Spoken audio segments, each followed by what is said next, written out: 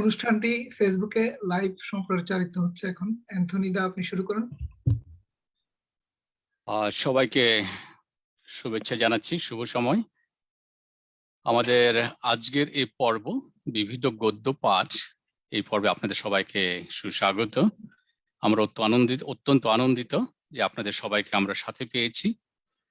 আমরা জানি যে সাহিত্যের বিভিন্ন ক্ষেত্রে বিভিন্ন শাখায় আমাদের লেখকগণ তাদের সৃষ্টিশীল কর্ম দিয়ে আমাদের সাহিত্য, আমাদের জীবনকে সমৃদ্ধ করে যান এবং প্রতিটি শাখায় যেসব সৃষ্টিশীল কাজগুলো হয় সেই সবগুলোই মূলত আমাদের সাহিত্যের অংশ। যদিও আজকের এই পর্বে আমরা বিবিধ গদ্য পাঠ বলছি, এখানে মূলত রম্য রচনা, আত্মকথন, ভ্রমণ কাহিনী যে কোনো কিছুই এই পর্বে আসতে পারে এবং আপনারা যারা আজকে আমাদের সাথে আপনাদের সৃষ্টিশীল কাজগুলোকে সহভাগিতা করে নেবেন, আপনারা সবাই ভিন্ন ভিন্ন ক্ষেত্রে সেই লেখাগুলোকে নিয়ে এসছেন এবং আমরা প্রতীক্ষায় আছি আপনাদের শোনার জন্য। তো আমাদের এই পর্বের প্রথমে আমি ডেকে নিচ্ছি আমাদের উত্তর আমেরিকা বাংলা সাহিত্য পরিষদের সাথে অত্যন্ত ঘনিষ্ঠভাবে সম্পৃক্ত আমাদের খায়রুল আনাম ভাই। খায়রুল আনাম মূলত পেশায় একজন প্রকৌশলী, কিন্তু তার নেশা হচ্ছে সাহিত্য এবং উনি থাকেন শিকাগোতে। 47 বছর আগে উনি যুক্তরাষ্ট্রে এসেছেন, দীর্ঘ সময় বসবাস করছেন প্রবাসের মাটিতে। স্বদেশের সংস্কৃতি, স্বদেশ প্রেম, স্বদেশের সাহিত্য এই সব কিছু অন্তরে ধারণ করে খায়রুল আনাম এই প্রবাসী জীবনে এগিয়ে চলছেন এবং এখনো চর্চা করে যাচ্ছেন সাহিত্যের, এবং সাহিত্যের সাথে উনি সম্পৃক্ত লেখালেখি চালিয়ে যাচ্ছেন। ওনার প্রকাশিত মোট বইয়ের সংখ্যা হচ্ছে 6টি এবং আমরা প্রত্যাশা করছি যে ভবিষ্যতে উনি আরো বই আমাদেরকে উপহার দেবেন। এছাড়াও খায়রুল আনাম তিনি পরিবেশ সংক্রান্ত বিষয়ে কনসাল্টিং করে থাকেন এবং আমাদের এই পর্বে এই মুহূর্তে আমরা খায়রুল আনামকে আমন্ত্রণ জানাচ্ছি তার লেখা পড়ার জন্য।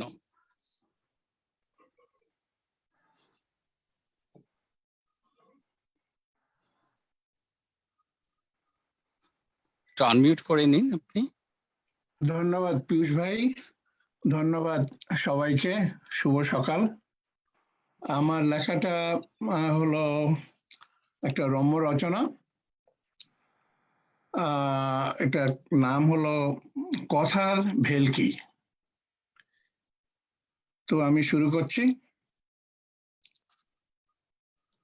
ছোটবেলায় কত শুনেছি এক দেশের বুলি আর এক দেশের গালি। কথাটা হয়তো ঠিক সত্যিও নয়, আবার ডাহা মিথ্যেও নয়, তবে ওই জাতের কাছাকাছি কিছু। তখন আমি ক্লাস 7-এ পড়ি। একদিন বাবা অফিসে যাওয়ার জন্য বাড়ি থেকে বেরোবার সময় বলল, খোকা, তোমার আরশাদ নানার কাছ থেকে যে জমি কেনা হয়েছিল তার জন্য এ পর্যন্ত কত টাকা দেওয়া হয়েছে আর একটা টোটাল করে রেখো তো, আমি অফিস থেকে ফিরে এসে দেখব। কি গজব! একে গত রাত্রে হোমওয়ার্ক শেষ হয়নি, লোকটাকে কোনোদিন দেখিও নি ভালো মতো, কখন কাকে কোন টাকা কত টাকা দেওয়া হয়েছে তার আমি কি করে জানবো? হোমওয়ার্কটা তাড়াতাড়ি শেষ করার চেষ্টা করছি, এমন সময় আমার দাদা এসে বলল, দাদু ভাই, আরশাদ মিয়াকে এ পর্যন্ত কত টাকা দেওয়া হয়েছে তার একটা টোটাল করে দেখো তো। আমি বললাম, দাদা, অফিসে যাওয়ার সময় বাবা ওই একই কথা বলে গেছেন, কিন্তু কিভাবে কত টাকা দেওয়া হয়েছে সেটা আমি কেমন করে জানবো? দাদা বলল, আমাদের সিন্দুকটা খুললেই দেখবে সবার উপরে একটা খেরো পাতা, কয়েক পাতা উল্টালেই আরশাদ মুন্সির নাম পাবে, সেখানে সব হিসেব আছে, এই নাও চাবি। একটা হিল্লে হয়ে গেল মনে করে আমি তো মহা খুশি। স্কুলের পথে বেরোতে যাব, হঠাৎ আরশাদ নানা এসে বলল, ও ভাই, কত টাকা আমাদেরকে দেওয়া হয়েছে তার একটা টোটিল করে দেখো তো। আমি বলি, নিশ্চয়ই দাদা, ফিরে এসে সব ঠিক করে রাখবো। স্কুলে যাওয়ার পথে ভাবলাম, সকালে বাপ বলে গেল টোটাল দিতে, পরে দাদা এসে বলল টোটাল দিতে, তারপরে নানা এসে বলল টোটিল দিতে, তাহলে ঠিক ইংরেজি কোনটা? নাকি একই কথাকে তিন ভাবে বলা যায়, টোটাল, টোটাল, টোটিল? ফটকা লাগা সেই থেকে শুরু। ভাষা সম্বন্ধে আমার জ্ঞান ছিল একেবারে পোলামপল, ব্যাকরণ ছিল আমার জম। ছুটির কিছুদিন নানার বাড়িতে কাটাবো বলে একদিন রেল স্টেশনে ট্রেন আসার জন্য অপেক্ষা করছি, হঠাৎ আমার ক্লাসমেট সুরেন এসে হাজির। আমাকে দেখে বলল, অত বড় একটা বাস্ক নিয়ে কোথায় চললি? বললাম, নানার বাড়ি। তুই? সুরেন বলল, আমিও তো মামার বাড়ি যাচ্ছি রে। তা কোন স্টেশনে নামবি? সোনারপুর। তুই? সে কি রে, আমারও তো সোনারপুর। স্টেশনে নেমে একটা রিক্সা নিয়ে গেলে আমার মামার বাড়ি মাত্র 20 মিনিট। ভাবলাম, ইংরেজিতে না হয় আমি পাঁড় মুখ্য, কিন্তু বাংলা বাক্স আবার কবে থেকে বাস্ক, রিক্সা আবার কখন রিক্সা হয়ে গেল? পূর্ববঙ্গে গিয়ে দেখলাম তারা বাংলা ভাষাকে অনেকটা ছিমছাম করে নিয়েছে। পশ্চিমবঙ্গে আমরা ভূগোলে পড়েছিলাম যশোহর, শ্রীহট্ট, চট্টগ্রাম, ওখানে গিয়ে দেখলাম সেগুলো হয়ে গিয়েছে যশোর, সিলেট, চাটগাঁ। আবার উল্টো হাদিসও আছে, পশ্চিমবঙ্গে যেটা ছিল জীব, পুকুর, পূর্ববঙ্গে সেটা হয়ে গিয়েছে জিহ্বা, পুষ্করিণী। অপিনিয়তির চোটে পড়ে হয়েছে কইরা, বলে হয়েছে বইলা। তবে পশ্চিমবঙ্গে সোজা শব্দকে কঠিন বানানোর দৃষ্টান্ত যে একেবারেই নেই তা নয়।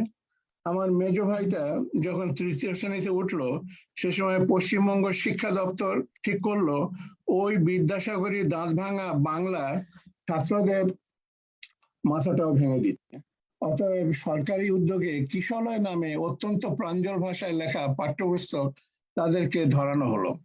তখন ইংরেজির মতো আমাদের বাংলা টেক্সট বইয়ের মানেও পড়তে হতো, মানে বইও পড়তে হতো। আমার ছোট ভাই একদিন তার কিশলয়ের মানে বইটা আমাকে এনে বলল, বড়দা, খাবার মানে কি? বললাম, মারবো এক চড়, দিন রাতে এত কিছু গিলছো আর খাবার মানে জানো না?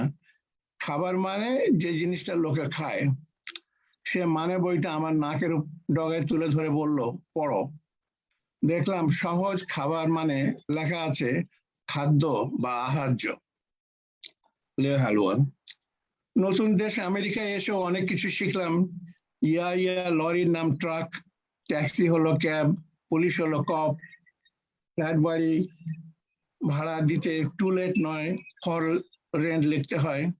লাইটের সুইচ গুলো নিচের দিকে নামিয়ে অন নয়, তুলতে হবে ওপর দিকে। প্রথম দিকে অন্ধকারে বাথরুমে ঢুকে লাইট জ্বালাতে অন না করে বেশিরভাগ সময় অফ করা হয়ে যেত। বাথরুমের টিস্যু পেপার নিয়ে সে এক যুদ্ধ। ব্রিটিশ কায়দায় পেপারের ডগাটা নিচের দিকে নামানো থাকলে ছিঁড়তে সুবিধা হয়, মার্কিনী কায়দায় ডগাটা উপরের দিকে থাকে বলে টানতে গেলে প্রথম দিকে হুড় করে কয়েক ফুট খুলে যেত। ইতিমধ্যে আমরা ব্যাথরুম অভিনেত্রী আভা গার্ডনারকে এভা গার্ডনার বলা রপ্ত করে ফেলেছি। আজকে স্টারবাকস বা ডানকিন ডোনাটের মতো তখন নিউ ইয়র্কের ম্যানহাটনের কোণে মোড়ে চক ফুল অফ নাটস নামে কফি শপ ছিল। ফ্রেশ বানানো কফি থেকে একটা গন্ধে রাস্তা দিয়ে হেঁটে যাওয়া পথিকরা পাগল হয়ে যেত সেই কফি শপে ঢুকতে। আর দেয়ালে রাখা থাকতো নানা রঙের মজার ডোনাট। দেশে সায়েন্স ক্লাসে ফিজিক্সে পড়েছিলাম ডিস্কস এন্ড ডোনাটস। ডিস্কটা বুঝতাম, আমাদের আধুলির মতো একটা চাকতি, কিন্তু ডোনাটস আবার কিরে বাবা, কল্পনায় আনতে পারতাম না। শুধু আমরা ছাত্ররা না, টিচাররাও এর কোনো হদিস পেত না। নিউ ইয়র্কে চাকরি পাওয়ার পর একদিন মনে হলো উইকডেজ তো ম্যানহাটনে যাই, কিন্তু উইকেন্ড এর ম্যানহাটনে কেমন তোর তা একবার দেখা দরকার। তো এক শনিবার সকালে সাবওয়ে থেকে নেমে টাইম স্কোয়ারে একটা চক ফুল অফ নাটস এর কফি শপে ঢুকলাম। দাম দিতে কাউন্টারে এসে পকেটে হাত দিতেই বুঝলাম ওয়ালেট নেই। তখন ভয়ে তো রীতিমতো ঘামতে শুরু করেছি। এদেশে নতুন, কাউকে চিনি না, আসল কথাটা কে বিশ্বাস করবে? যদি জেলে দেয়, আমার কেরিয়ার, দেশ থেকে ফ্যামিলি নিয়ে আসা, ভবিষ্যৎ প্ল্যানিং সব শেষ। তাছাড়া সমাজেই বা কি করে মুখ দেখাবো? কাউন্টারের ক্যাশিয়ারের দিকে তাকিয়ে দেখলাম একজন কালো ভদ্রমহিলা, যাদেরকে এখন সম্মান দিয়ে আফ্রিকান আমেরিকান বলা যায়, তিনি দাঁড়িয়ে। দেখে ভয় আরো বেড়ে গেল। কাঁপতে আমার শ্বশুর বাড়ির দেওয়ার নতুন দামি ঘড়িটা খুলে নিয়ে কাউন্টারে গিয়ে ইংরেজিতে বললাম, এক্সকিউজ মি, আসার সময় ভুল করে আমার ওয়ালেটটা বাড়িতে ফেলে এসেছি, তার বদলে আপনি এই সোনার চেনওয়ালা দামি ঘড়িটি রেখে দিন। আমি সোমবার সকালে এসে কফি ও ডোনাটস এর দাম চুকিয়ে দিয়ে ঘড়িটা ছাড়িয়ে নিয়ে যাব। আর হ্যাঁ, দয়া করে আমাকে 2 কোয়ার্টার দিন, যাতে সাবওয়ে টোকেন কিনে আমি বাড়ি ফিরে যেতে পারি। সেটাও আমি সোমবারে ফেরত দেবো।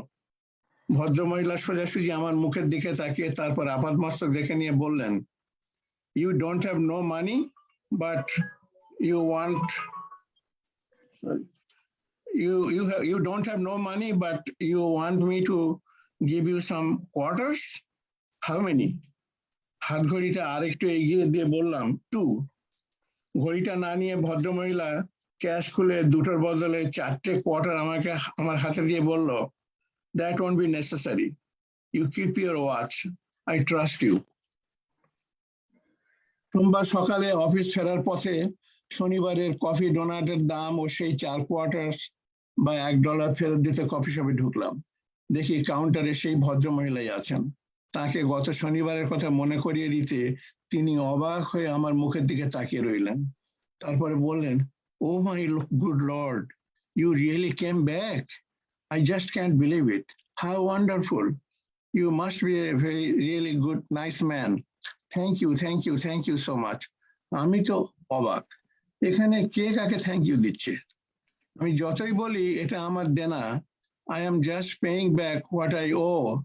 উনি মাথা ঝাঁকাতে বললেন, listen honey, the main thing is you came back to pay.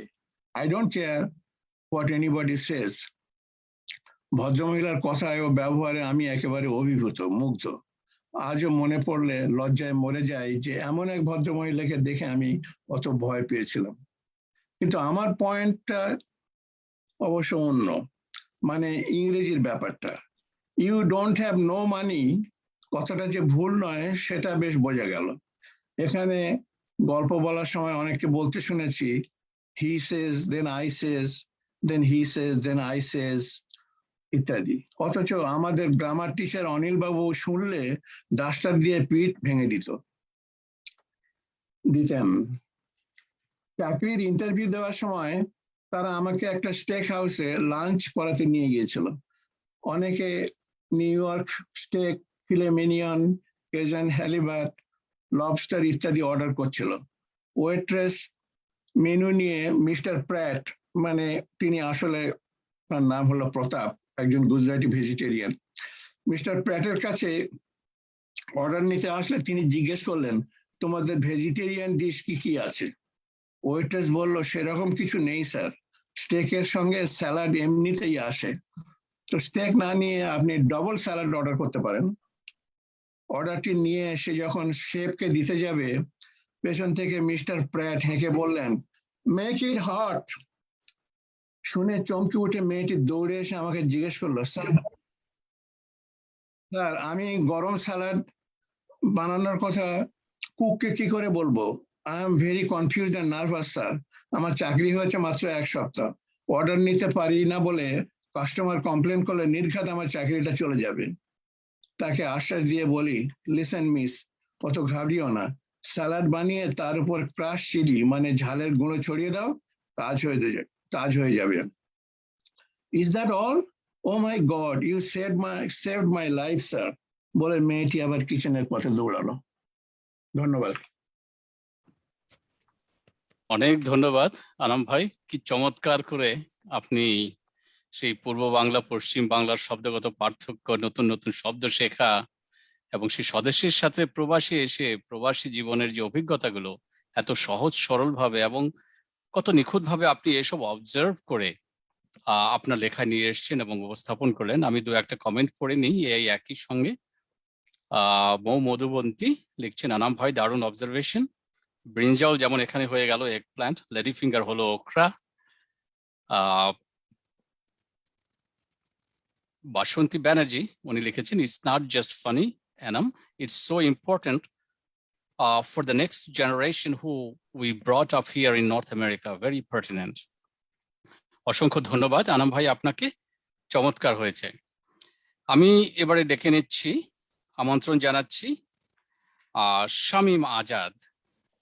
আমি ওনার সম্পর্কে আপনাদের দু একটি কথা বলতে চাই, ওনাকে পরিচয় করে দিতে চাই। আপনারা সবাই ওনাকে চেনেন, অত্যন্ত স্বনামধন্য ব্যক্তিত্ব উনি। প্রবাসের মাটিতে এখনো স্বদেশকে বুকে ধারণ করে উনি সাহিত্য চর্চা করে যাচ্ছেন। প্রবাসের মাটিতে উনি বাংলাদেশকে তুলে ধরার জন্য বিভিন্নভাবে প্রয়াস চালিয়ে যাচ্ছেন, যা অত্যন্ত অত্যন্ত প্রশংসনীয়।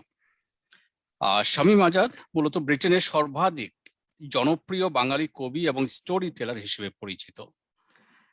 তিনি বাংলা এবং ইংরেজি দুভাষাতেই লেখেন।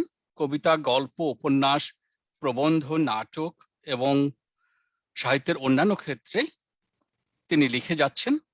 আর প্রকাশিত গ্রন্থের সংখ্যা 37। তিনি লন্ডন বিশ্ববিদ্যালয়ের বিশ্ব সাহিত্য কেন্দ্র, ব্রিটিশ বাংলাদেশি পোয়েট্রি, বাংলাদেশের মুক্তিযুদ্ধের স্মারক বিজয় ফুল কর্মসূচি ও ডায়াসপোরা শেক্সপিয়ারের প্রতিষ্ঠাতা। এছাড়াও দেশে এবং বিদেশে আরো নানাবিধ সম্মাননার সঙ্গে বাংলা একাডেমির সৈয়দ ওয়ালিউল্লাহ পুরস্কারে ভূষিত হয়েছেন উনি।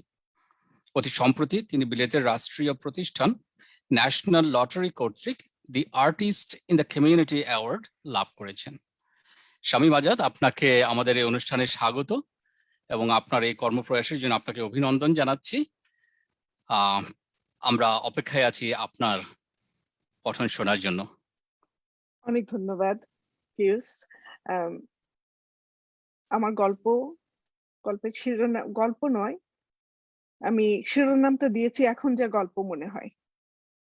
1971 সাল আমাদের সবার কাছে এত গুরুত্বপূর্ণ, এত মর্যাদাপূর্ণ এবং এত দুঃখ এবং বিপর্যয়ের মধ্যে দিয়ে যাবার একটা সময় যে আমরা ভুলতে পারি না। মাঝে মাঝে সেসব কথা মনে হলে মনে হয় এগুলো বোধহয় সত্যি নয়। তো এটি আমার স্মৃতিচারণী, এখন যা গল্প মনে হয়। গল্পটা আমার আর বাবলির। আমাদের বয়সটা ছিল যুদ্ধে যাবার, আমাদের বয়সটা ছিল প্রেমে পড়ার। দেশ মাত্র স্বাধীন হয়েছে, বন্ধুরা সরাসরি যুদ্ধ করেছে, শহীদ হয়েছে কেউ কেউ, কেউ কেউ ফিরে আসছে, কারো কারো ফেরার অপেক্ষায় গালে হাত দিয়ে বসে আছেন মা। আমরা এই যুদ্ধ সময়ের পুরোটাই তাদের সহযোগী ছিলাম। গোলা বারুদ লুকিয়ে রেখেছি অপারেশনের ফাঁকে ফাঁকে, গভীর রাতে যখন ওরা এসেছে তাদের খেতে দিয়েছি। ওপার বাংলা থেকে করে আনা জেরক্স করা গোপন ইশতেহার বিলি করেছি বিশ্ববিদ্যালয়ের রাস্তায় ও অবরুদ্ধ রেডিও স্টেশনে। গোপনে সংবাদ পৌঁছে দিয়েছি যেখানে তারা বলছে। অবরুদ্ধ যে রেডিও স্টেশনে অনুষ্ঠান করার নাম করে পাকিস্তানি সহযোগীদের নাম ও কাগজপত্র হ্যান্ড ব্যাগে ভরে ভেগে এসেছি। কবি সুফিয়া কামালের পরামর্শে আমরা চলছি। আমরা মেয়েরা ৭১-এর রণাঙ্গনে যোগ না দিতে পেরে এসব সম্পূরক কাজগুলো করেছি, কিন্তু অলক্ষ্যে যে বুকের রঙন রাঙা হয়ে উঠেছে রণাঙ্গনের গেরিলাদের দেখার জন্য বুঝতে পারিনি। ততদিনে যুদ্ধে যুক্ত জন, বাবু, মণিদাদা, নাসিম, কায়সার, এদের বিভিন্ন সময় দেখেছি, পেয়েছি, কিন্তু ওরা তো সবাই ভাই, বেরাদর, বন্ধু। এমনকি যুদ্ধে জোটা গালে টোল পড়া বুলবুলের বয়স মাত্র 15 বছর। আমাদের অদেখা প্রাণভ্রমরা রণাঙ্গনের কোনো মুক্তিযোদ্ধার ছবি দেখার জন্য, তাদেরকে দেখার জন্য ব্যাকুল হয়ে আছে। আহা, যদি একটাও ছবি পেতাম। সঙ্গত কারণেই কাগজে ওদের ছবি দেখি না, কারণ তাহলে যে সন্ধান পেয়ে পাকিস্তানি সেনারা তাদের বাড়ি শনাক্ত করে খুঁজে বাবা মাকে হত্যা করবে, বাড়িতে আগুন লাগিয়ে দেবে, বোনকে তুলে নিয়ে যাবে, ধর্ষণ করবে। আমরা মিরপুর সড়কের লাগোয়া 32 নম্বর ধানমন্ডির বিপরীতে সোবানবাগ সরকারি কলোনিতে থাকি। সারাদিন রাস্তা কাঁপিয়ে চলে যায় আর্মি ট্রাক। ভয়ে বারান্দায় আমাদের মেয়েদের কাপড়ও শুকোতে দিই না। লুকিয়ে ভলিউম কমিয়ে লেপে মাথা ঢেকে স্বাধীন বাংলা বেতার কেন্দ্র শুনি। এমন সময় একদিন ভাইয়া দৌড়ে এসে দরজা বন্ধ করে ফিসফিসিয়ে বললেন, শামীম, দেখবি আয়, রণাঙ্গনের মুক্তিযোদ্ধার ছবি। তারপর পকেট থেকে বের করে ইংল্যান্ডের গার্ডিয়ান অথবা টাইমসের একটা ছোট্ট চিরকুট দিলেন। আমি চট করে তা আমার ব্লাউজের ভেতরে নিয়ে তার দিকে হেসে ঢুকে যাই বাথরুমে। কল ছেড়ে দিয়ে কাঠের পেড়িতে বসি। বাথরুমের ছাদে মাকড়সা ছাওয়া অল্প আলোর ঘুলঘুলে প্রচ্ছন্নতায় কাগজটা খুলি। ওরে মারে মা, কি সুন্দর, কি সুপুরুষ! ঘাড় অবধি ঝাঁকড়া চুল, কবি রুদ্র মোহাম্মদ শহীদুল্লাহর মতো মুখ ভরা দাড়ি, জিন্স ও টি শার্ট পরা, হাতে এসএলআর, আর ক্রিসকস করে বুকের কাছে ঝুলছে গুলির মালা।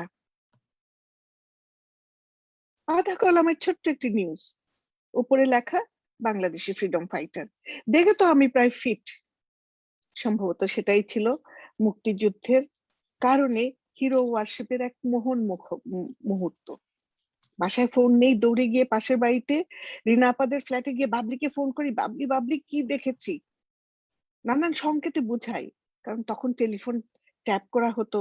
আমরা আগরতলাকে বলতাম চকির তলা, মুক্তিযোদ্ধাকে বলতাম হিরো, স্বাধীনতাকে বলতাম স্বপ্ন, রাজাকারদের বলতাম রংবাজ, কি কি সব নাম দিয়েছিলাম, যাতে অন্য কেউ বুঝতে না পারে, আমরা যাতে বুঝতে পারি।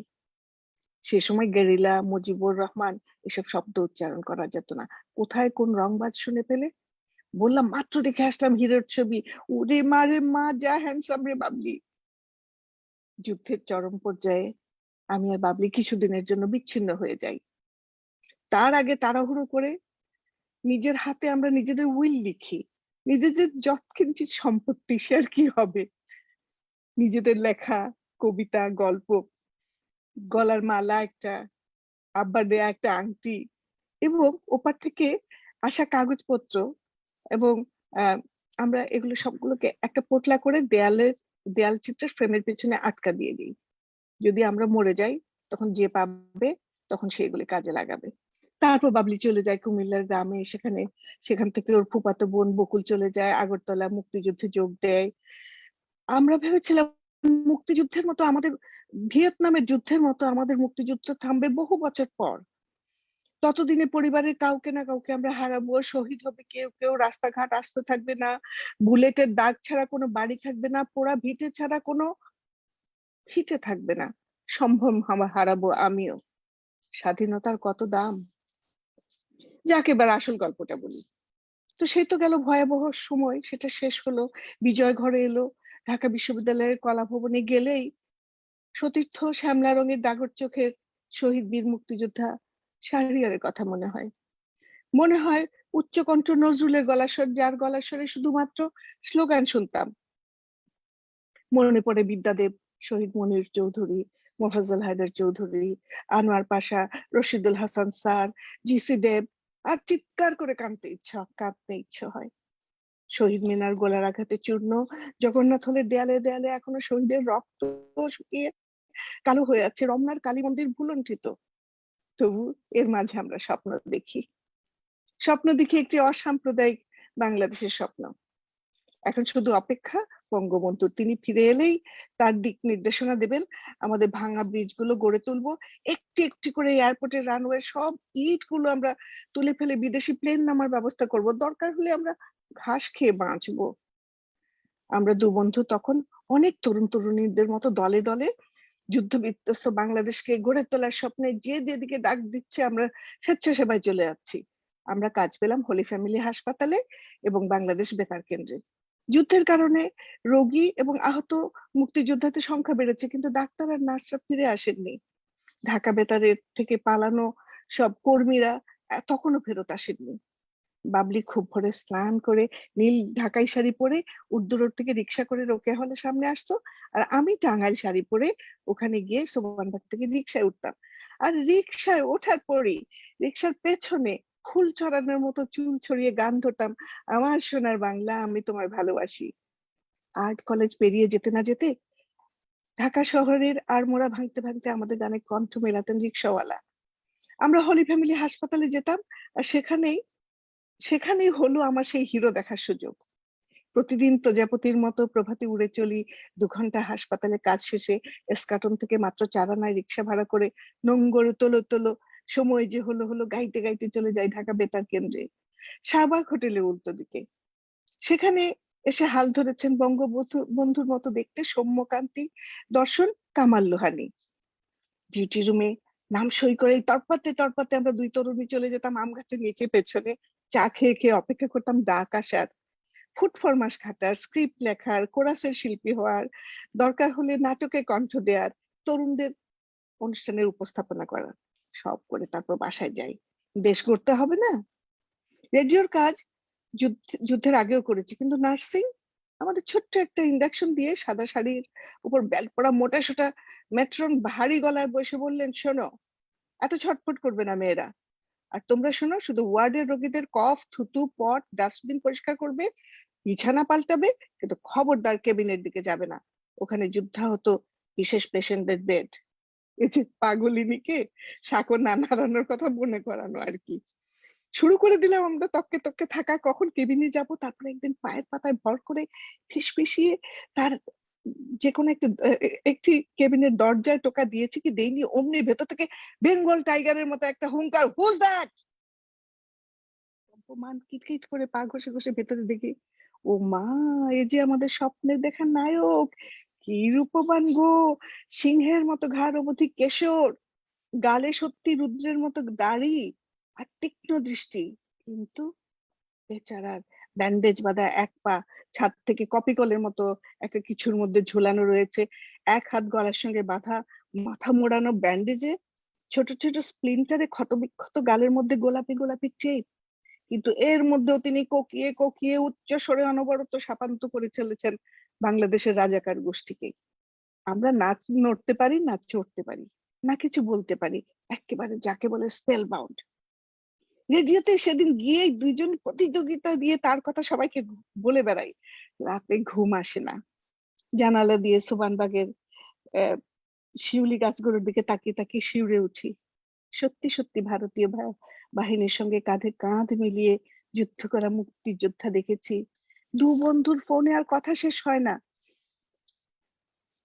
সেদিন পরদিন রোগীদের বিছানা বালিশ পেতে ওদের ব্রেকফাস্ট দিয়েই দিলাম কেবিনের দিকে চম্পট। দরজার বাইরে দাঁড়িয়েই বুঝি ভেতরের জলোচ্ছ্বাস আজ শান্ত। সেদিন ক্যাপ্টেন আমাদের নাম ও যুদ্ধকালীন কি করেছে শুনে বললেন, তোমরা রেডিওতে ঢুকে স্পাইগিরি করেছো? Where is that notorious woman রিনা নাসির? কোথায় সেই Ahmad Kamal? I shall not spare them. এবার আমাদের দিকে তাকিয়ে আবার মিটমিটে হাসলেন। ওরে মারে মা, গালে আবার টোলও পরে, আমার হার্টবিট একদম বেড়ে গেল। আমি বাবলির হাতটা ধরলাম, দেখি তার পুরোটাই ঘামা। বেশিক্ষণ থাকা যাবে না, মেট্রনের চোখে পড়বো। দৌড়ে আমরা বেরিয়ে এলাম। কম্পমান 2 আসামি মুখ নিচু করে গিয়ে দাঁড়াতেই তিনি লাস্ট ওয়ার্নিং দিলেন, আরেকবার ওই কেবিনের দিকে গেলে আমাদেরকে সার্ভিস থেকে উইথড্র করা হবে। জানলেন কি করে? শুনলাম আমরা যেদিন আসিনি সেদিন আমাদের হিরো আমাদের ওয়ার্ডে এসে এক হাতে স্যালাইন নিয়ে সমস্ত ওয়ার্ড তোলপাড় করে শামীমার বাবলিকে খুঁজে গেছেন। এখন আমরা বাইরে থেকে ঝোপ গলিয়ে লুলুপ তাকিয়ে রই, কিন্তু তাকে দেখা যায় না। বাবলি খুব নাজুক, রোদে হাঁটতে পারে না। সে বলল তার জ্বর হয়েছে, পাখির মতো একটু একটু খায়। সেদিন আমি একাই গেছি, প্রতিজ্ঞা করেছি আজকে রূপকুমারকে না দেখে বাড়ি ফিরবো না।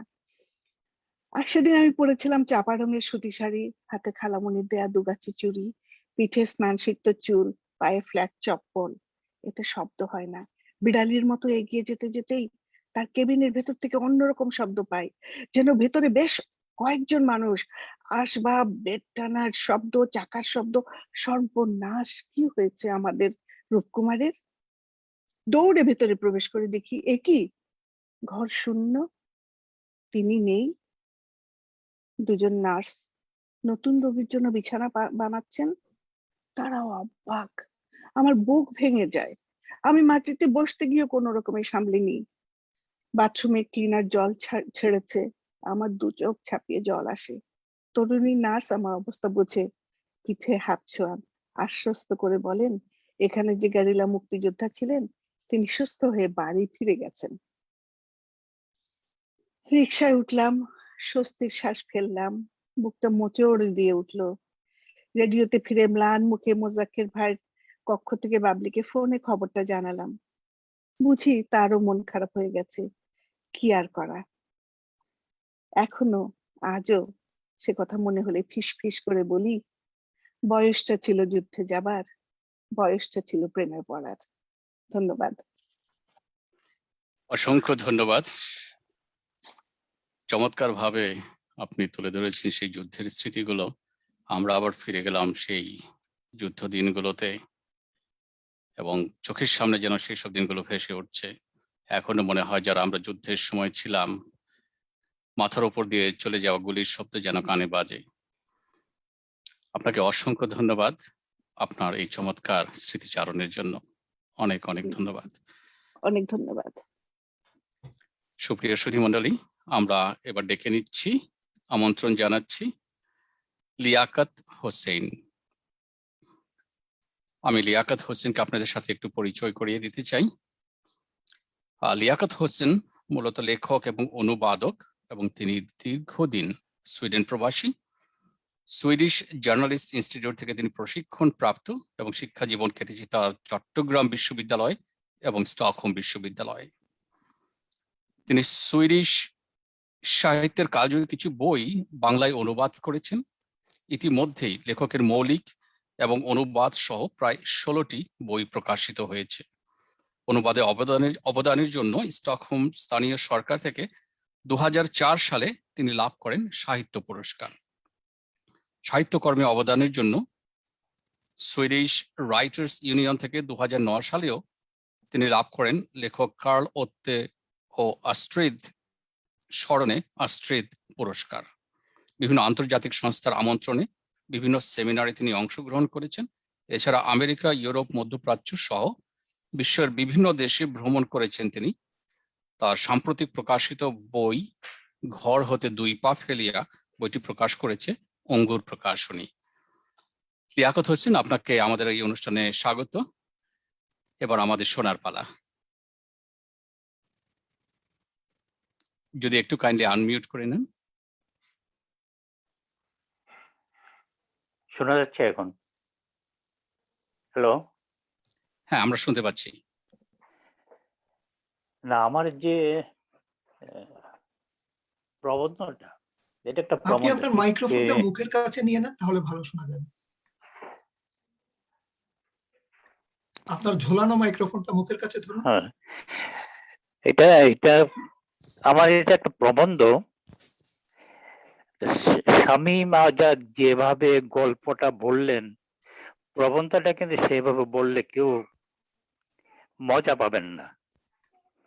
তাই যে আমি এই প্রবন্ধটা একটা জিস্ট, মানে ছোটখাটো একটা আলোচনা করছি আর কি, তাতে হয়তো কিছুটা আপনাদের ভালো লাগতে পারে। আমি মূলত যাকে নিয়ে লিখেছে তিনি সুইডেনের একজন নামকরা লেখিকা সালমা লেগার্লফ এবং প্রথম নোবেল পুরস্কার প্রাপ্ত লেখিকা। সালমা লেগার্লফ, তার জন্ম হলো 1800 শতকে, 1858 সালে, এবং তিনি থাকতেন স্টকহোম থেকে অনেক দূরে। এবং তার যে একটা বই, দি সগা অফ ইয়োতা বার্লিন, এই বইটাই থেকে তিনি মূলত নোবেল পুরস্কার লাভ করেন। কিন্তু তার এই বইটার সঙ্গে আরেকটা বই আছে, সেটা হলো নিলস হলগেরসনের সুইডেন ভ্রমণ। নিলস হলগেরসনের সুইডেন ভ্রমণ বইটা যখন বের হয়, আর ইয়োতা বার্লিনের সগা বইগুলো যখন বই নিয়ে তিনি যখন বের হয়, তখন তাকে আর পেছনে তাকাতে হয়নি। তিনি নোবেল পুরস্কার পেলেন। আর নিলস হলগেরসনের সুইডেন ভ্রমণ বইটি বাংলাতে অনুবাদ হয়েছে, আমি নিজে বাংলায় অনুবাদ করেছি সেটি।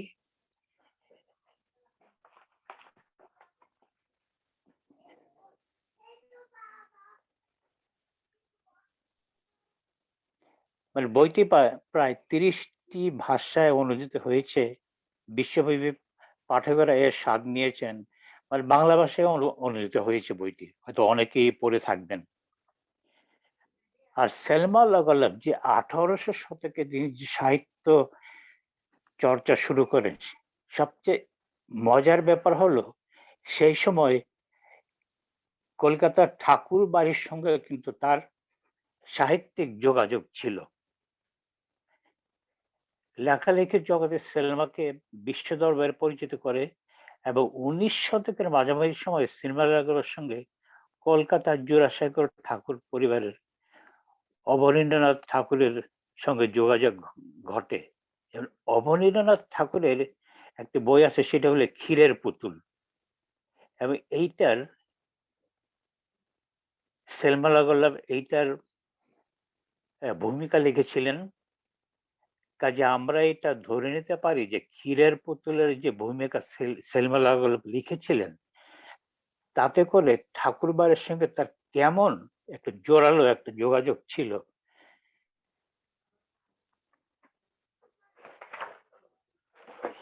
এবং এইটা একটা ঘটনা। আর আরেকটা ঘটনার কথা আমি উল্লেখ করছি, যে ঠাকুরবাড়ির সঙ্গে তার যে চিঠি লেখালেখি হতো, সেটা আমি এই মুহূর্তে উল্লেখ করব না, কারণ তার রিড বাংলাতে অলরেডি এই প্রবন্ধটা পাবলিশ হয়েছে। এবং আরেকটা ছোট ঘটনা, সেলমা লাগার্লফ সেকেন্ড ওয়ার্ল্ড ওয়ারের শুরুতে তার প্রতিবেশী দেশ ফিনল্যান্ড সোভিয়েত আগ্রাসন হতে বের হবার চেষ্টা তখন লিপ্ত। মানে ফিনল্যান্ড তখন সোভিয়েতের আগ্রাসন থেকে বের হওয়ার জন্য খুব চেষ্টা করছে। সেই সময় ফিনল্যান্ডের প্রয়োজন ছিল প্রচুর অর্থের। এবং সালমা লাগার্লফ তখন করলেন কি, তার যে নোবেল পুরস্কারের স্বর্ণ পদক, সেটি উনি ফিনল্যান্ডে পাঠিয়ে দেন, যে তোমরা এই পদকটি বিক্রি করে যা অর্থ হবে সেটা যুদ্ধের কাজে লাগাও, মানে তোমাদের মুক্তির কাজে লাগাও। যাই হোক, ফিনল্যান্ড সরকার তার পদকটা বিক্রি করতে হয় নাই। তারপর ফিনল্যান্ড যখন স্বাধীন হলো, তখন সেলমা লাগার্লফের পদকটা ফিনল্যান্ড সরকার তাকে হস্তান্তর করেন। মানে এই যে তার যে মানবিকতা, এটা একটা উল্লেখযোগ্য বিষয়। আর আরেকটা ছোট ঘটনা, সেলমা লাগার্লফ শৈশবের যে বাড়িতে জন্মগ্রহণ করেছিলেন, সে বাড়িটা কিন্তু দেনার দায়ে একসময় বিক্রয় হয়ে যায়, এবং শেষ পর্যন্ত তিনি সেই নোবেল পুরস্কারের টাকা দিয়ে তার নিজের পৈতৃক সম্পত্তি উদ্ধার করেন, এবং সেখানেই বসবাস করে আমি সেইখানে সেলমালাগলভ পাঠাগার এবং মিউজিয়াম গড়ে তোলেন। আমি এইটা খুব একটা স্মৃতিচিহ্ন হয়ে এখনো সুইডেনের বুকে দাঁড়িয়ে আছে। এবং আপনাদের যদি কখনো সময় হয় তাহলে তার বাড়িটা একটু দেখে যাবেন, কারণ সেখানে তার বাড়িতেও অবনীন্দ্রনাথ ঠাকুরের সঙ্গে যে চিঠির যোগাযোগ, সেই চিঠিগুলো কিন্তু সেখানে রয়েছে, সেই মিউজিয়ামে রয়েছে। তা আমি দীর্ঘ প্রবন্ধটা কিন্তু আর পড়লাম না, জাস্ট প্রবন্ধের একটা জিস্ট একটা তুলে ধরলাম। আর দীর্ঘ প্রবন্ধটা যদি আপনাদের পড়ার ইচ্ছা হয় তাহলে রিড বাংলায় ওটা আছে, ওখানেই পড়া যাবে। আর আমি দীর্ঘদিন সুইডেন প্রবাসী, আমি সুইডিশ সাহিত্য নিয়ে কিছু কাজ করছি, যে সুইডিশ সাহিত্যের সঙ্গে আমাদের পরিচয় কিন্তু খুব একটা নাই। এখানেও যে ভালো সাহিত্য চর্চা হয়, সুইডিশরা যে ভালো উপন্যাস, গল্প, কবিতা লিখতে পারেন, মানে সেগুলো আমি কিছু কিছু অনুবাদ করে সেগুলো তুলে ধরার চেষ্টা করছি আর কি, এখনো করছি। তো ধন্যবাদ, আমি আর কথা বাড়াবো না। অসংখ্য সবাইকে ধন্যবাদ আপনাকে, খুব চমৎকার। এবং আপনার কাছ থেকে আমরা নতুন কিছু তথ্য পেলাম, এবং রিড বাংলার ডেফিনেটলি আমরা আপনার লেখাটি পড়ব। ধন্যবাদ। আপনাকে অনেক অনেক ধন্যবাদ। সুপ্রিয় সুধী মণ্ডলী, গৌরী ভাই। আমি এবারে আমন্ত্রণ জানাবো খায়রুল আনাম ভাইকে আমাদের এই অনুষ্ঠানের পরবর্তী অংশটুকু সঞ্চালনা করার জন্য। ধন্যবাদ, ধন্যবাদ পীযূষ ভাই। আমারটা কি এখনো আমারটা আনমিউটেড করা আছে? ওকে, ধন্যবাদ পীযূষ ভাই এবং আমাদের গণ্যমান্য শ্রোতা বৃন্দ।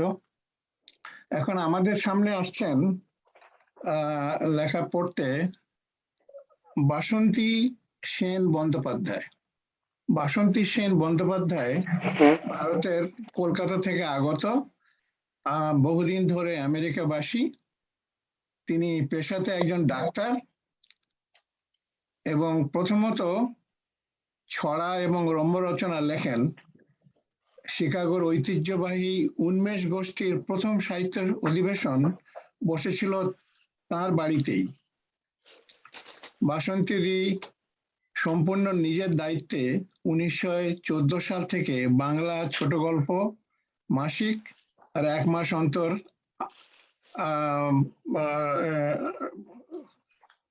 বাংলা ছোট গল্প আর 1 মাস অন্তর আসর করে চলেছেন। এখন বাসন্তী উনি একটি প্রথম কি বলে প্রহসন পড়ছেন। প্রহসন আমাদের বাংলা সাহিত্যে প্রহসন লেখক খুব বেশি নেই। উনি সেই ব্যতিক্রম ব্যক্তি ও সাহিত্যিক, ব্যতিক্রম ধর্মী সাহিত্যিকদের মধ্যে একজন। উনি এখন ওনার প্রহসনটি পড়বেন এবং সেটার নাম হলো এক যে ছিল মানুষ। বাসন্তী ব্যানার্জি। শোনা যাচ্ছে কি? শোনা যাচ্ছে তো? হ্যাঁ, একটু জোরে জোরে করতে হবে। আচ্ছা আচ্ছা। আমার লেখাটার নাম, ধন্যবাদ আনম, ধন্যবাদ সবাইকে, ধন্যবাদ। আমার খুব ভালো লাগছে, আমি কখনো এটাতে আগে আসিনি এবং এই সুযোগে বলে ফেলা যাক, আমার লেখাটা যেহেতু আয়তনে ছোট, আমার একটুখানি 1 মিনিটের মতো সময় হয়ে গেল তার সবাইকে ধন্যবাদ দেওয়ার। আমার খুব ভালো লাগছে যে বাংলা ভাষার এরকম চমৎকার চর্চা। আমার শামীমের লেখা খুব ভালো লাগলো। আমার আগে যিনি পড়লেন তার লেখা অনেক তথ্যমূলক, আমার খুব আনন্দ হলো এটা শুনতে পেরে। আর বাকিদেরকেও অনেক ধন্যবাদ জানাচ্ছি। Thank you everybody. আচ্ছা, আমি আমার লেখাটা পড়ছি। আমার লেখার নাম হলো এক যে ছিল মানুষ। এক যে ছিল মানুষ,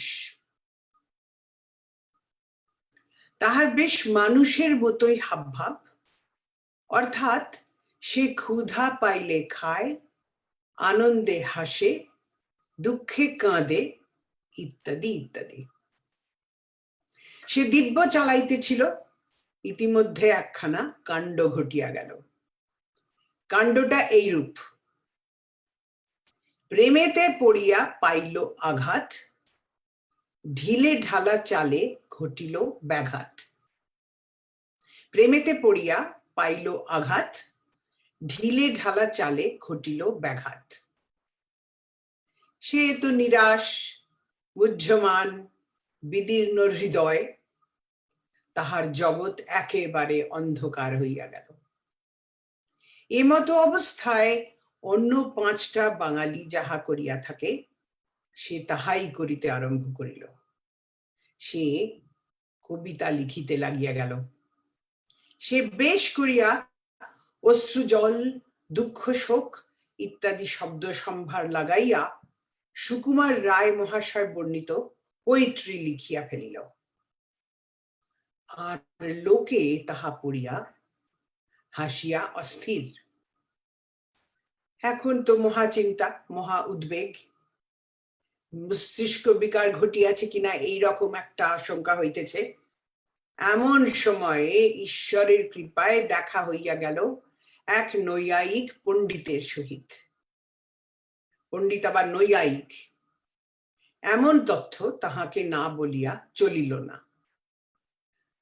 পণ্ডিত বৃত্তান্ত শুনিয়া বলিলেন, বিশেষ জটিল কিছু নহে বৎস, অনুধাবন করো। আনন্দ হইতে হাস্য এবং দুঃখ হইতে ক্রন্দন যথাসঙ্গত বলিয়া ধার্য হয় বটে। এই নিয়ম অনুসারে সূক্ষ্মভাবে চিন্তা করিলে সুখে ক্রন্দন এবং দুঃখে হাস্য যুক্তিসম্মত। কেমন হে? তবে ইহা মনে রাখা খুব প্রয়োজন যে যাহা যুক্তি সম্মত তাহা সর্বসাধারণ সম্মত না হইতেও পারে। ইহা কিন্তু পরীক্ষিত সত্য। এই রূপ নানাবিধ কথাতে হিসাব ঢুকিয়া গেল মাথাতে। এইরূপ নানাবিধ কথাতে হিসাব ঢুকিয়া গেল মাথাতে। অতঃপর একটি হাসির কবিতা রচনা করা যাইল। তাহা পাঠ করিয়া লোকে দুঃখে এখন অধীর। সকলে বলিল, ভালো লিখিয়াছে, কতই কবিতা লেখা শিখিয়াছে। সকলে বলিল, ভালো লিখিয়াছে, কতই কবিতা লেখা শিখিয়াছে। ভাগ্যক্রমে সেই পণ্ডিতের সহিত আবার দেখা। পণ্ডিতকে সমস্ত কিছু নিবেদন করা গেল। পণ্ডিত বলিলেন, ইহা ভাবিয়া দেখা সমুচিত হয় যে তোমার রচনা যথাক্রমে হাস্য এবং দুঃখ উৎপাদন করিতে পারিয়াছে। তাহা তুমি করুণ রস বা হাস্যরস যাহা লইয়াই লিখিয়া থাকো না কেন, বিপরীতমুখী হইলেও তোমার কার্য সাধন তো প্রকারান্তরে হইতেছে।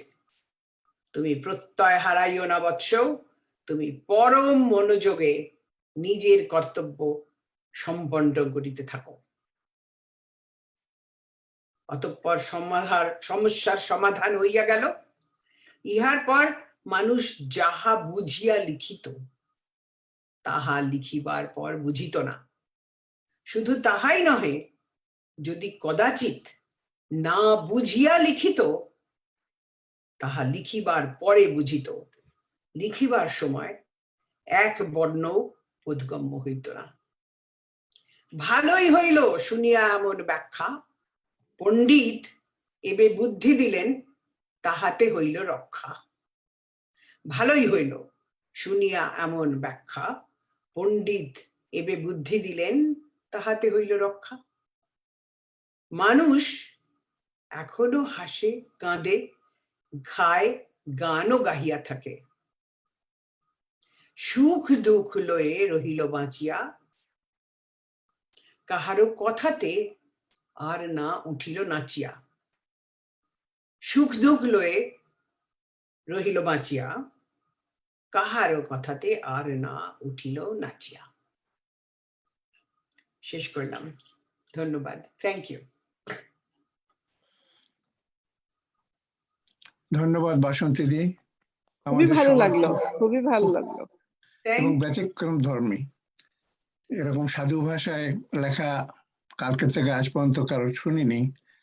আপনার বরাবরই যেমন আমাদেরকে ব্যতিক্রম ধর্মী প্রহসন শোনান, এটা তার আর একটা দৃষ্টান্ত।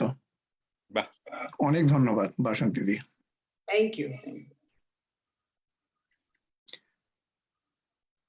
আচ্ছা পীযূষ ভাই, এখন আমি আর দুজনকে পরিচয় করিয়ে দিচ্ছি আর পড়ার জন্য তাদের লেখা পাঠের জন্য ডেকে নিচ্ছি। প্রথম জন হলেন স্বপন বিশ্বাস।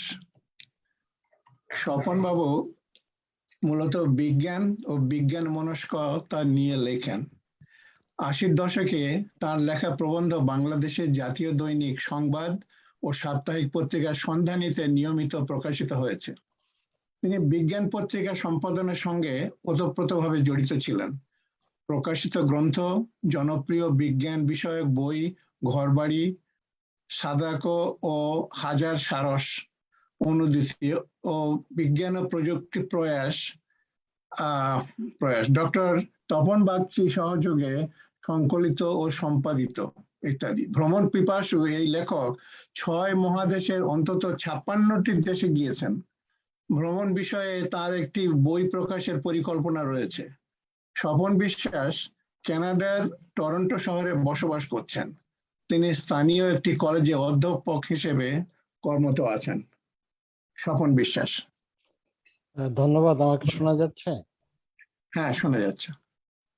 আচ্ছা, আমি সময় শেষ হয়ে আসছে, আমি ভূমিকা করছি না। এই সমাবেশকে ধন্যবাদ জানাচ্ছি আমাকে যুক্ত করার জন্য। আমি আমার লেখাটার শিরোনাম দিয়েছি কিসিং ল্যান্ড। Kissing land. আমি পড়ছি। জীবনের জন্য যে দৌড়ায় তাকে আমি সমর্থন করেছি। ব্যাপারটা ঘটে খোদ রোমে। ভাবুন তো, এক বাঙালি ছোকরা পুটলা পুটলি নিয়ে প্রাণপণে দৌড়ুচ্ছে, তার পেছনে একজোড়া পুলিশ। শত শত টুরিস্টের ঠাসা ভিড় গলিয়ে কিসিং লেনের ফুকর দিয়ে যে দৌড়ায়, তার লক্ষ্য একটাই, জীবন। বিদেশ বিভয়ে কোনো রকমে খেয়ে দিয়ে মাথা গুঁজে বেঁচে থাকা তো নয়, টাইম পাস করা। ভ্রমণ কাহিনী নয়, লিখছি দেশি মানুষের জীবন সংগ্রামের অপ্রিয় গল্প।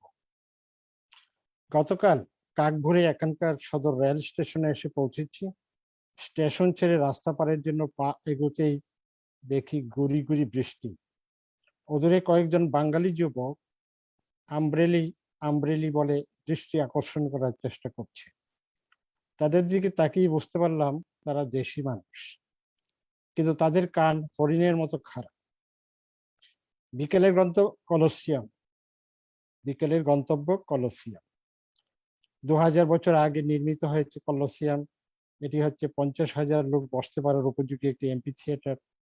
অতীতে এখানে অনুষ্ঠিত হতো গ্ল্যাডিয়েটর ফাইট ও পশু হত্যার খেলা। বিদ্রোহী বা কয়েদিদের জনসমক্ষে হত্যা করার কুখ্যাত স্থান হিসেবে ইতিহাসের সাক্ষী হয়ে আছে কলোসিয়াম। অনুমান করা হয় 5 লক্ষ মানুষ ও 10 লক্ষ পশু বলিদান হয়েছে এর ভেতরে। কলোসিয়ামের আশেপাশে অনেক বাঙালি হকার, একখণ্ড কাপড় বিছিয়ে দোকান, তার উপরে ছড়ানো পণ্য। বাঙালি হকারের পাশে আর যারা দোকান নিয়ে বসেছে তারা কালো মানুষ, আফ্রিকার কালো মানুষ। এই ভাসমান দোকানে কি নেই? মায় সোভেনির থেকে শুরু করে bell, vanity bag, camera stand, wallet, umbrella, chocolate, cosmetic, চাবি রিং, মাছ মাংস সবজি ছাড়া প্রায় সবকিছু। বাঙালি যুবক ও কালো মানুষের সারি করে দাঁড়িয়ে খদ্দেরের জন্য অপেক্ষা করছে, কিন্তু তাদের কান খারাপ। কলোসিয়ামের কাছাকাছি যেই পিছন ফিরে তাকিয়েছি, দেখি দোকানগুলো নেই। মুহূর্তের ব্যবধানে হাওয়া হয়ে গেছে। বাঙালি ও কালো মানুষেরা দোকান গুটিয়ে জনস্রোতে মিশে উধাও। ওদূরে কলোসিয়ামের পূব পাশে দেখা গেল লাল নীল বাতিওয়ালা পুলিশের একটি গাড়ি। কলোসিয়ামের দক্ষিণে প্রাচীন রোম সাম্রাজ্যের সদর দপ্তরের ধ্বংসস্তূপ ডানে রেখে মিনিট 10 হাঁটলে চোখে পড়ে পুরনো স্টেডিয়াম। 2000 বছর আগের নাম সার্কো মাসিমো। স্টেডিয়ামের লম্বা দৌড়ের ট্র্যাক এখনো টিকে আছে। এখানে টুরিস্টের ভিড় নেই, ভাসমান দোকান নেই, বাঙালি যুবক ও কালো মানুষেরা নেই। একদল কিশোর কিশোরীর কলকাকলিতে মুখর হয়ে আছে সার্কো মাসিমো। পরদিন ভ্যাটিকান সিটি মিউজিয়ামের ধার ঘেঁষে যে উঁচু দেয়াল, তার পাশে রাস্তা বরাবর আবার সেই অগণিত ভাসমান দোকান, বাঙালি যুবক আর কালো মানুষের ভিড়। এবার তাদের পাশে দেখা গেল ভূমধ্যসাগরের দক্ষিণ উপকূলের মানুষের অভাব। রোম নগরী হলো ইউরোপের পোড়াবাড়ি। ধ্বংসস্তূপ, পুরাকীর্তি আর প্রাচীন স্থাপত্যে ঠাসা এই রোম নগরী যেমন ইতিহাস সমৃদ্ধ, তেমনি নস্টালজিক। নগরীর বুক চিরে বাদামি রিবনের মতো একে বেঁকে বহমান যে নদী, তার নাম টাইবার। কালের সাক্ষী টাইবার নাব্যতা হারিয়ে এখন প্রায় মরা নদী। নভনা চত্বরের খুব কাছাকাছি প্যান্থিয়ন। দর্শনীয় হিসেবে এটি যে খুব বিখ্যাত এমন নয়, কিন্তু টুরিস্ট এখানে আসে দলে দলে। আমাদের গল্পের শুরু এই প্যান্থিয়ন থেকে। প্যান্থিয়ন হলো একটি প্রাচীন মন্দির, প্রাচীন রোমের আধ্যাত্মিক স্থাপত্যের নিদর্শন, 2000 বছরের পুরনো। প্যান্থিয়নের সামনে যে চত্বর, ওখানে টুরিস্টের মিলন মেলা। চারদিক থেকে বেশ কটি সরু গলি এখানে এসে মিশেছি। গলি সরু, কিন্তু গলির উভয় পাশে পলেস্তারা খসে পড়া লাগালাগি 5 তলা উঁচু ভবন। গলির মুখে তাকালে মনে হবে দূরে দুদিকের ভবনগুলো নুয়ে পড়ে চুম্বনরত। এই চূড়া গলিরই নাম দিয়েছি কিসিং ল্যান্ড। কাফে, বার, রেস্তোরাঁয় গিজি। প্যান্থিয়নের চত্বর ও অলিগলি, টুরিস্টরা সুখী মানুষ। তখন সুন্দর সকাল, সোনালী রোদ্দুর চত্বর পার হয়ে এবং কিসিং লেনে উঁকি মেরেছে। আর সুখী মানুষেরা বড় বড় আমরেলির ছত্রছায়ায় বসে কফি পান বা গল্পগুজব করছে। মানুষের গুনগুন আছে, কিন্তু বড় একটা কলকাকলি নেই। এমন সময় হঠাৎ করে কিসিং লেন থেকে নির্গত হলো লাল নীল বাতিওয়ালা একটি গাড়ি, আর মুহূর্তের মধ্যেই শুরু হয়ে গেল দৌড়। ভাসমান দোকানের ইলিগাল মালিকেরা তাদের কাপড় গুটিয়ে যেদিকে পারে দৌড়, ফের বাঙালি যুবক ও কালো মানুষ। গাড়ির ভিতর থেকে বের হলো একজোড়া পেটমোটা পুলিশ ধাওয়া করছে, আর যুবকরা প্রাণপণে দৌড়াচ্ছে। এ দৌড় সার্কো মাসিমোর কোনো ট্র্যাক নয়, পুরস্কার হিসেবে কোনো ট্রফি নেই, জীবন বাঁচানোর জন্য এ দৌড়। অপ্রিয় হলেও এই বাঘ হরিণের দৌড় আমি ঠায় দাঁড়িয়ে দেখেছি। আরেক সাবধানী হরিণের মতো অদূরে দাঁড়িয়ে মনে মনে চিৎকার করেছি, দৌড়াও বাঙালি যুবক ও কালো মানুষ।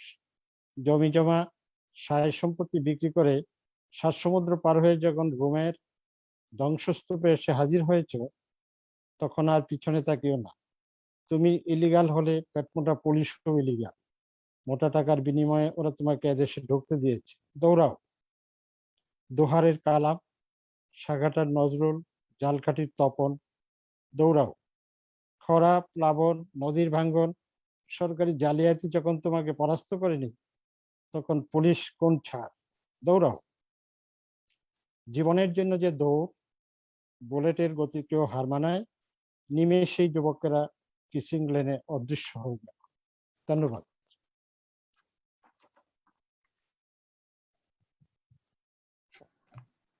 বাহ স্বপনদা, আমরা খুবই মজা পেলাম। আমাদের মনে হয় আর রোমে যেতে হবে না। আপনার এইটা বারবার দেখলেই মোটামুটি আমার বা যারা যারা যায়নি এখনো রোমে, তাদের সবার একটা পেন পিকচার তারা পেয়ে গেল। এর থেকে তারা আস্বাদ নিয়ে সান্ত্বনা নিতে পারবে।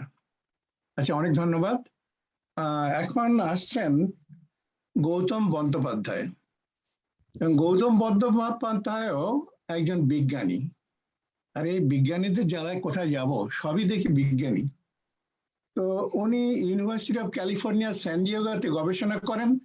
গল্প, নাটক লেখা এবং নাটক পরিচালনা করা তার একটি বিশেষ শখ। সাহিত্যের প্রতি অনুরাগ সেই স্কুল জীবন থেকে। স্বাধীন বাংলাদেশ হওয়ার আগে কলকাতায় গিয়ে পড়াশোনা করেন, তারপর চলে আসেন যুক্তরাষ্ট্রে। পেশাগতভাবে তিনি গবেষণা করেন ডায়াবেটিস ও লিভার ফাইব্রোসিস নিয়ে। এখন গবেষণার বাইরে বাঙালি রান্না, বাংলা সাহিত্য ও নাট্যচর্চা, বাংলা গান ও স্থানীয় বাঙালি সংগঠনের কাজকর্মে জড়িত থেকে আনন্দ পান। পুরোপুরি বাঙালি হয়েও আন্তর্জাতিক পরিবেশ এখন গৌতম বন্দ্যোপাধ্যায়ের দিগন্তকে আরো অনেক প্রশস্ত করেছে। গৌতম বন্দ্যোপাধ্যায় পড়বেন একটি গল্প, গল্পের নাম হলো মাছ বৃষ্টি। গৌতম দা শুরু করুন। শুনতে পাচ্ছেন? হ্যাঁ, শুনতে পাচ্ছি। আচ্ছা, আজকের সবার পাঠ শুনে খুবই আনন্দিত হয়েছি। ভালো লাগলো। এখন সময় বাঁচাবার জন্য আমি আর কথা বাড়াচ্ছি না। আমার গল্পের নাম মাছ বৃষ্টি। সেপ্টেম্বর মাসের লাগাতার বৃষ্টি ঐতিহাসিকভাবে কলকাতার রাস্তায় বন্যা আনে। এবারও তাই হয়েছে। হাঁটু উচ্চতায় প্রবাহিত বৃষ্টি ও ড্রেনের জল মিলে মিশে জীবনযাত্রা ব্যাহত। কিছু লোক ভাবলো যাক, এবার করোনা ভাইরাস ধুয়ে মুছে যাবে। এই আধ ডোবা পরিবেশটা একটা আদিম অনুভূতি জায়গা। সভ্যতা স্তব্ধ হয়ে গেছে। চলাচল, কেনাবেচা, টেলিফোন যোগাযোগ, বিদ্যুৎ ও আলোর ব্যবহার সাময়িকভাবে অচল। প্রকৃতির খেয়ালের উপরে তো আর খবরদারি করার উপায় নেই। তা সত্ত্বেও বাইপাসের রাস্তার উপর বেশ একটা চঞ্চলতা দেখা যাচ্ছে। যেই বৃষ্টি একটু থেমেছে, রাস্তার দুপাশের সারি সারি অট্টালিকার বাসিন্দাদের অনেকে রাস্তায় নেমে পড়ে জলপ্রবাহের মধ্যে থপ থপ থপ থপ করে এদিক ওদিক ছোটাছুটি করছে। অনেকেই হাফ প্যান্ট পরা, যাদের পাজামা, সালোয়ার বা শাড়ি পরা তাদের তো হাঁটু অব্দি ভেজা। এদের কারো হাতে ডেকচি, কারো হাতে বড়শি, কারো হাতে বড় বড় ছাকনি। দুজন আবার একটা গামছার দুপ্রান্ত ধরে জলপ্রবাহ ছাকছে। বোঝা যাচ্ছে এরা সবাই মাছ ধরছে। রাস্তায় ছোট, বড়, মাঝারি সাইজের বিভিন্ন মাছ ছটফট করছে। মাছ কোথা থেকে এলো এই তল্লাটে কে জানে।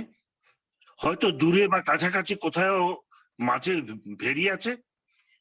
ভেড়ি উপচে জলের স্রোত মাছ শুদ্ধ এই তল্লাটে পৌঁছে গেছে।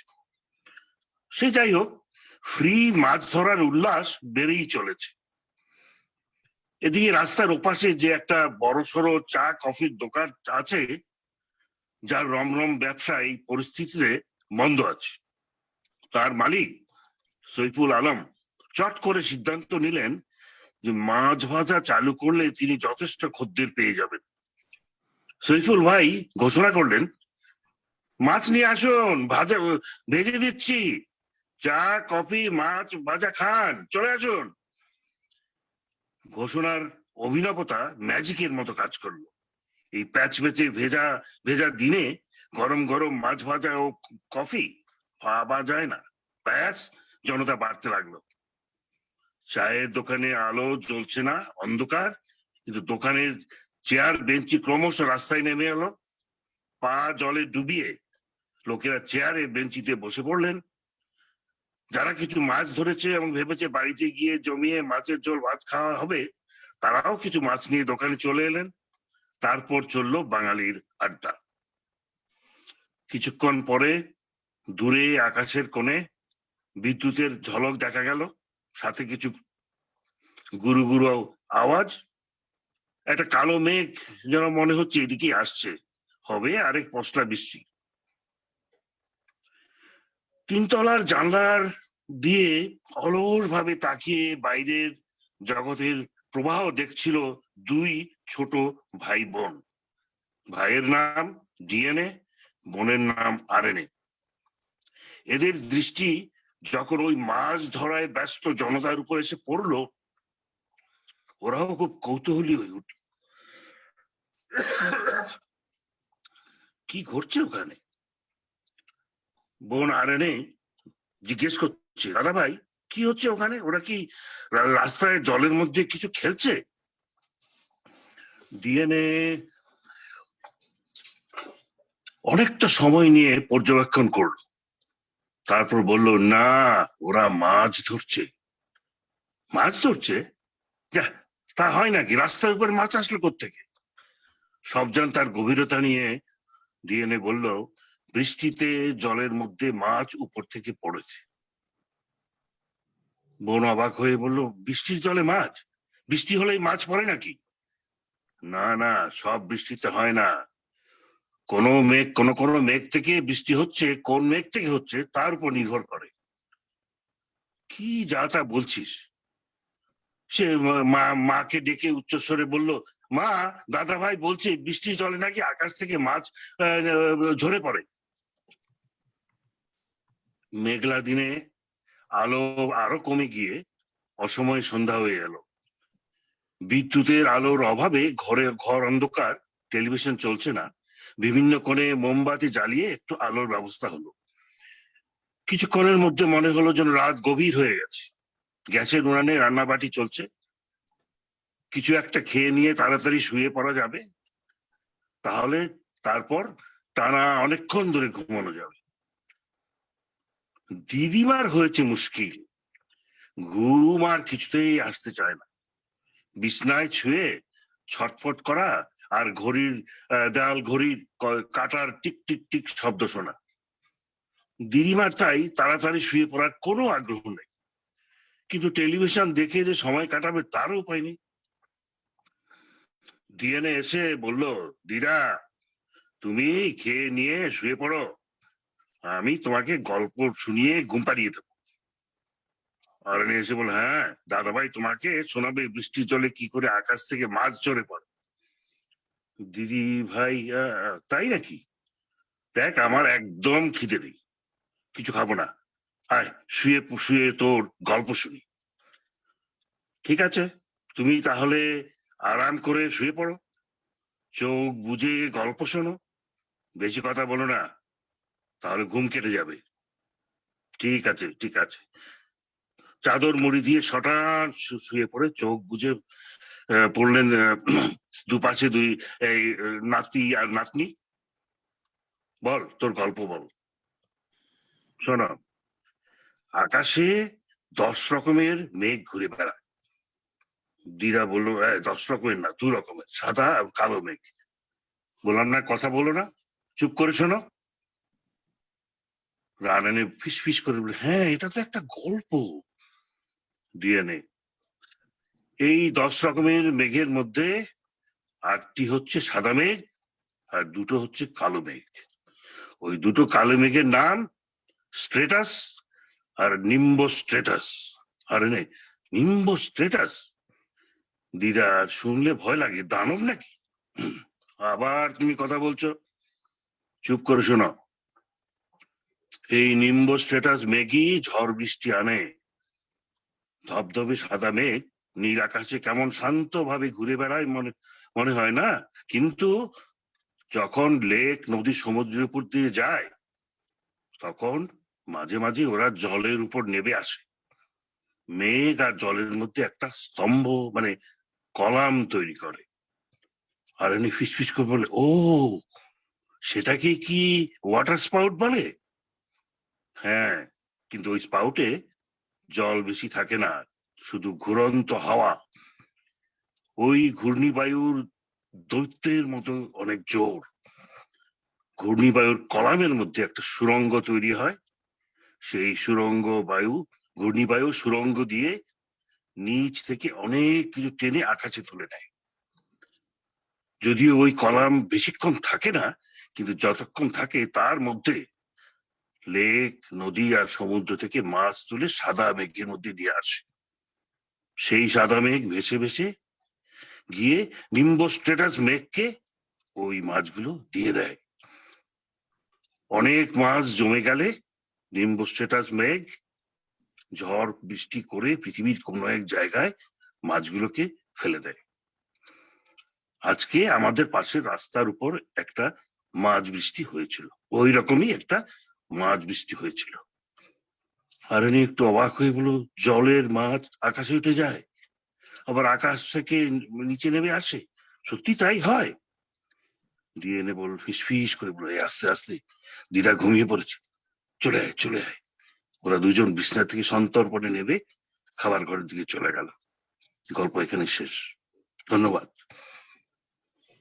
ধন্যবাদ গৌতম দা, কি চমৎকার করে বললেন একটা বিজ্ঞানের অত বড় একটা তত্ত্ব আপনার খুবই মজা করে বললেন। তো এরপরে যখন আপনার কলকাতায় বৃষ্টি হবে আমাদের জানাবেন, আমরা গিয়ে ওই মাছ ভাজা খাবো এবং ডিএনএ এবং আরএনএ এর গল্প শুনবো এবং জ্ঞান লাভ করবো যে কি করে বৃষ্টি এখনো মানে মাছ ছাড়া আবার কুমিরও ওখানে যায় নাকি, পাওয়া যায় নাকি। আচ্ছা, অনেক ধন্যবাদ। থ্যাংক ইউ, ধন্যবাদ। এই সঙ্গে আমাদের বিবিধ গদ্য পড়া পর্ব শেষ হচ্ছে। আমি কি আপনাদের কাছ থেকে একটু অনুমতি পেতে পারি? আনাম ভাই, আমি দীপেন বলছি। আমার কিছু বলার ছিল, আমি পরের অনুষ্ঠানটা সম্পর্কে বলবো, আপনি বলে নিন। আমি কিছু না, আমি খালি বলতে চাচ্ছি যদি আমাদের 1 মিনিট সময় দেন, কিছু মন্তব্য এসছে আমি সেগুলো একটু পড়ে নিতে পারি। অবশ্যই আপনি পড়বেন, মন্তব্য খুব ভালো বলেছেন। আমি খালি বলতে চাই যে আমরা আসলে এখন বিরতির অংশে চলে গেছি। আমাদের আচ্ছা ঠিক আছে, এক সেকেন্ড।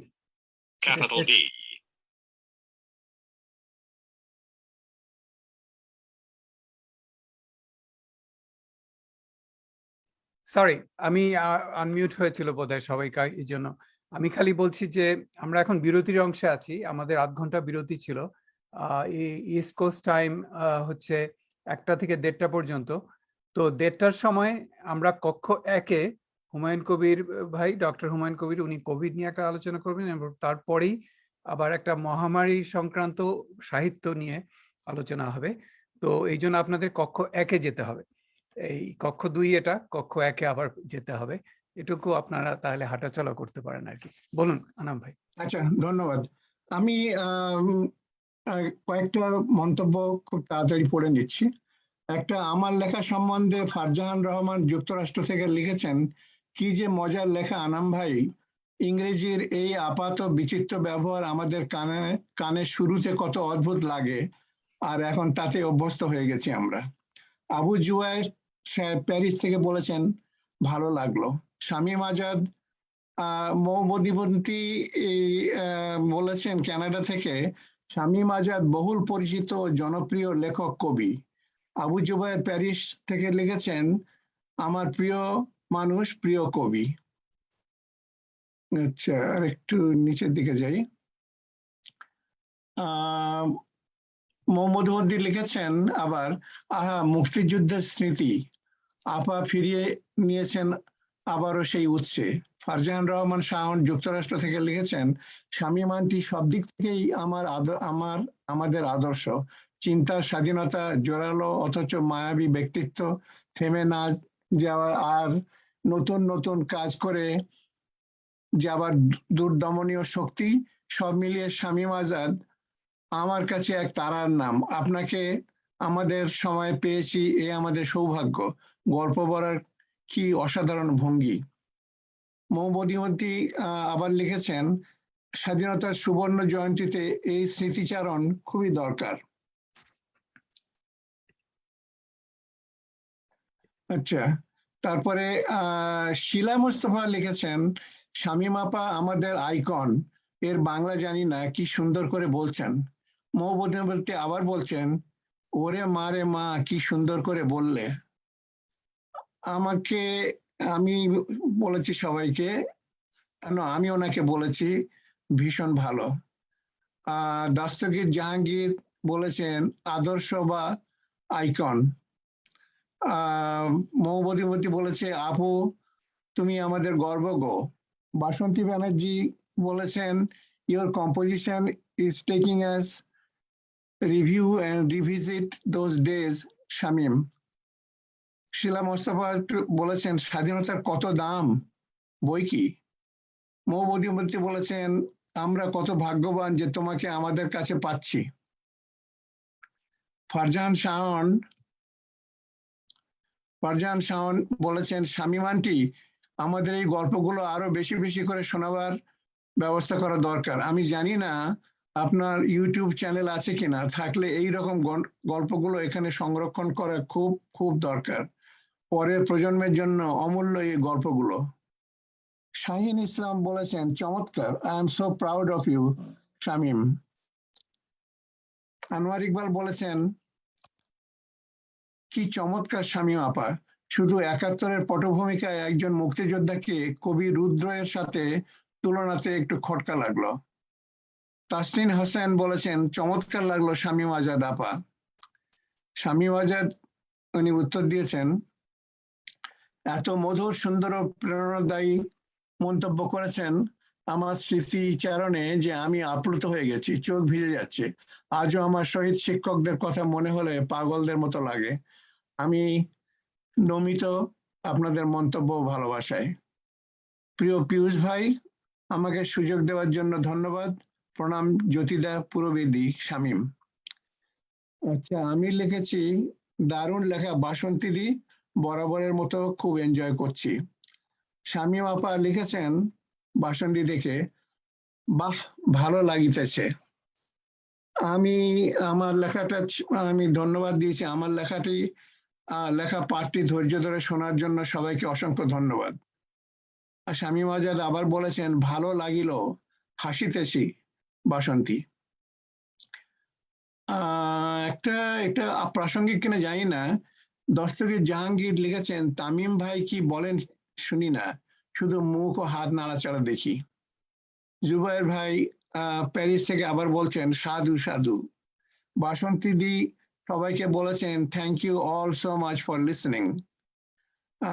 মোস্তফা তানিম বলেছেন সরি আমি মিউট ছিলাম। আমি বলেছি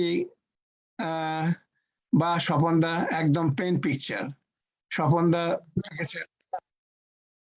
লিখেছেন অভিনন্দন। শামীম আজাদ লিখেছেন প্রিয় পীযূষ, আমার তো সার্জারির জন্য বসতে কষ্ট, তাই বিনীতভাবে বিদায় নেবার অনুমতি নিয়ে নিলাম, ধন্যবাদ। আমি বলেছি আপনার ডিএনএ ও আরএনএ এর গল্প দারুণ লাগছে। দস্তগীর জাহাঙ্গীর বলেছেন খুব সুন্দর হয়েছে ডিএনএ এর গল্প। আর ফাহমিদা টু এভরিওয়ান, কক্ষ ১ কোভিড নিয়ে বিশেষ উপস্থাপনা।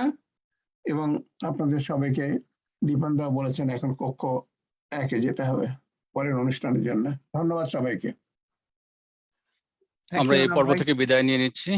যারা আমাদের সাথে যুক্ত হয়েছেন এবং আজকে আমাদের এই অংশে অংশগ্রহণ করেছেন, লেখকগণ, পাঠকগণ, আপনাদের সবার প্রতি আমরা কৃতজ্ঞ।